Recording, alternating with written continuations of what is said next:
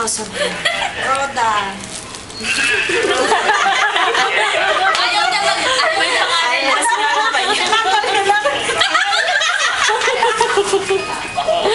Talaga.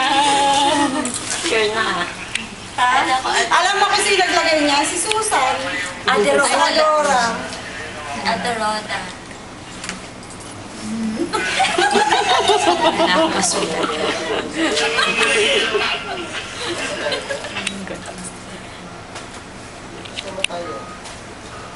Ang tagal naman na sa mundo.